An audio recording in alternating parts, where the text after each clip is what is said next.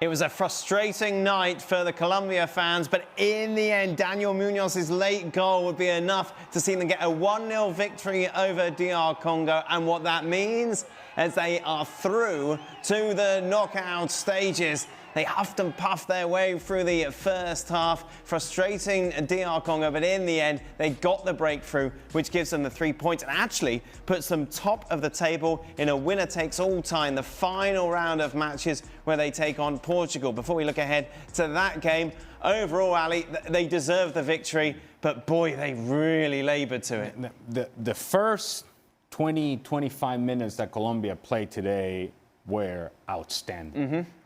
Outstanding.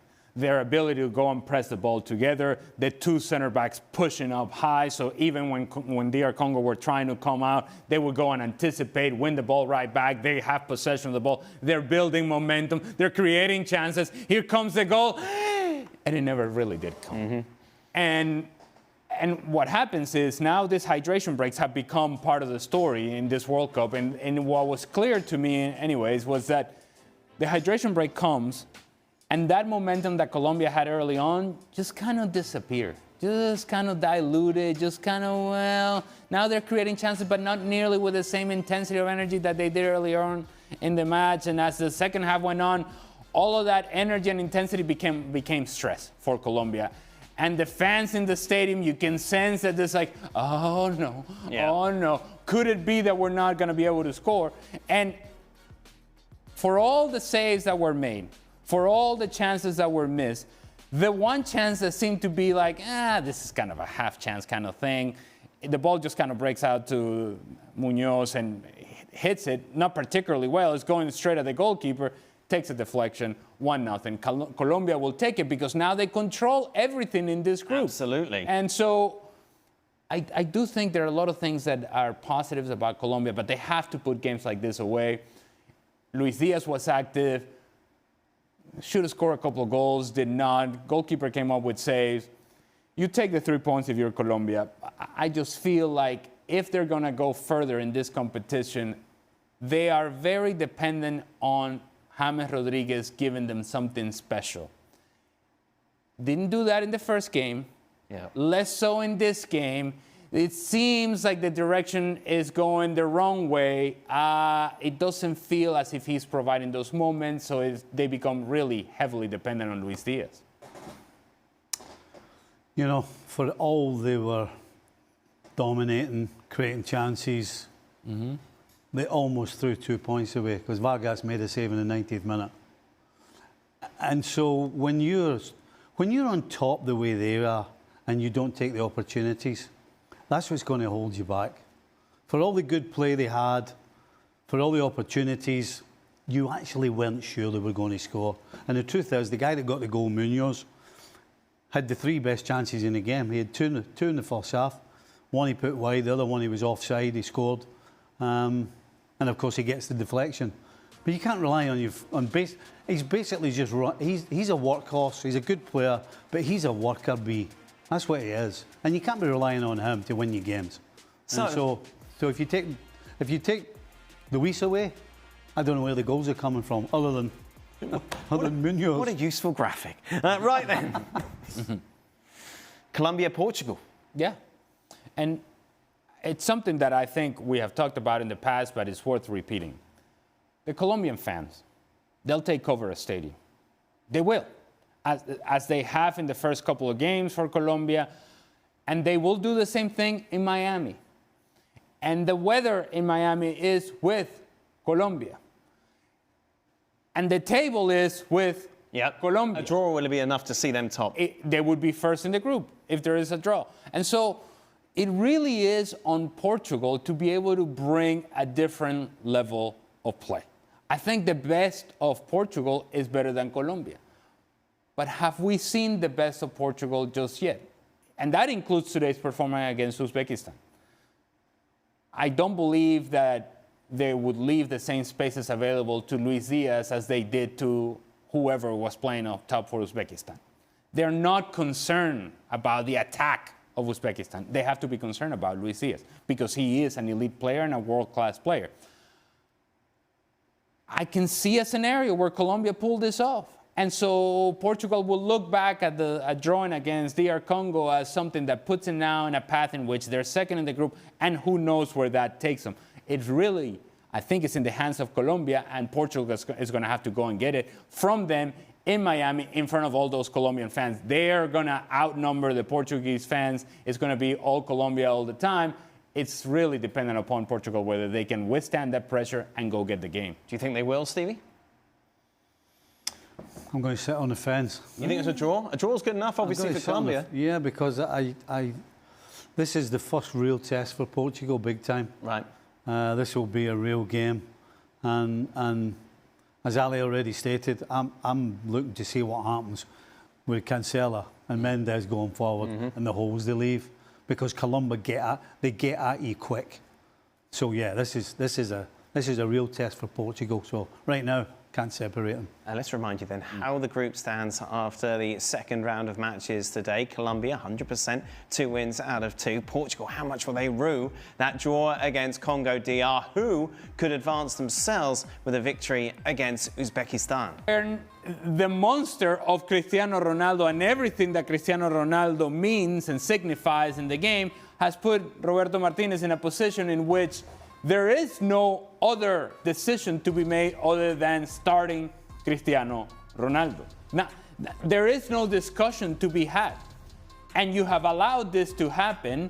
And to Stevie's points, now the picture or the whole picture of potential success in this tournament for Portugal goes through Cristiano Ronaldo.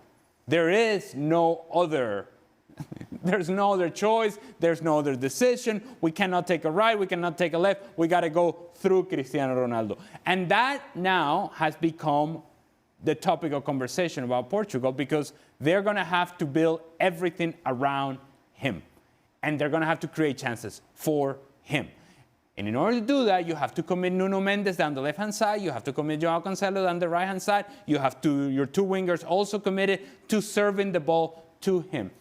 To Stevie's point, as we get further into this competition and you're having to commit these numbers forward because you want to service and provide service for Cristiano Ronaldo and he cannot create for himself, then think about other teams, high-quality, elite-level teams, attacking those spaces that you're leaving open.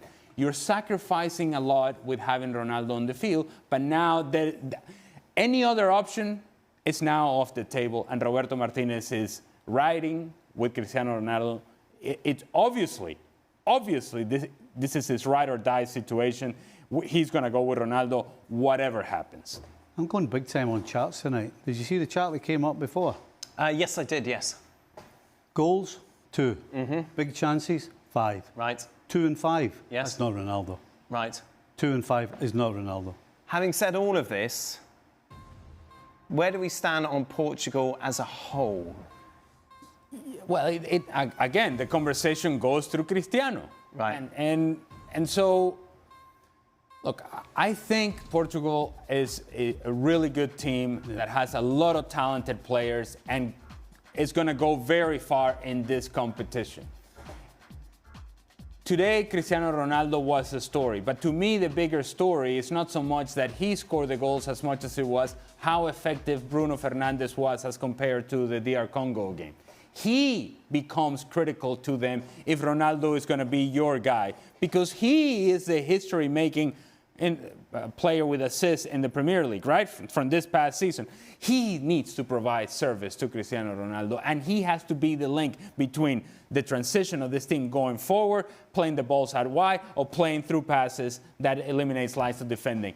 It has to be at his best if indeed Portugal is going to achieve things that I think they're capable of achieving. But now the conversation has taken a whole life of its own because it's all about Cristiano Ronaldo, and we forget about the totality of Portugal. I'm intrigued by the odds there. I don't think it's much, but argument France and Spain are a better team. Argentina as well. I think if England played Portugal tomorrow, Portugal would win.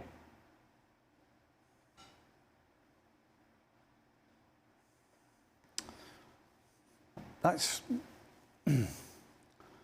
I think if both teams are flowing, I think Portugal are a better side. But England have got pace and strength that I think would upset Portugal's rhythm.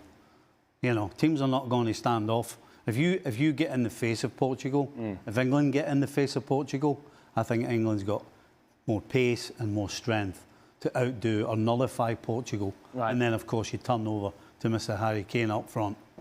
If Harry Kane was playing up front for Portugal, yes, Portugal might be the favourites. Right, OK. But you would have England beating Portugal?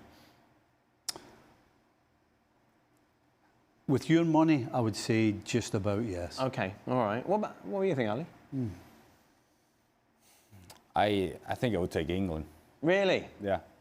There is an athleticism to England in the midfield with a guy like Declan Rice that I think would upset the possession of Portugal. And you think about a Vitinha, Declan Rice sort of matchup. Vitinha is a guy that likes to set the tempo for Portugal, and you have a guy like Declan Rice that can just run you ragged, that can disturb, as he did in the Champions League final, as Arsenal did to PSG in the Champions League final, that they disrupted some of the things that PSG wanted to do through the midfield. I think they can do some of those same things in the midfield. They can affect Portugal's possession and the quality of possession, and therefore they're going to challenge Portugal in the attacking half, and they can challenge Portugal defensively, where I think if Nuno Mendes is pushed forward and Joao Cancelo is pushed forward, you can get in behind those spaces, and I think that's where England can be very strong. What, of course, could really affect the bracket going forward from this group is who finishes top, and at the moment, it is Colombia. We'll be discussing after the break Colombia against DR Congo. That was our late game in the World Cup, and it's a game that sees Colombia now top of the table. We'll be reflecting on that and looking ahead to that final game against Portugal.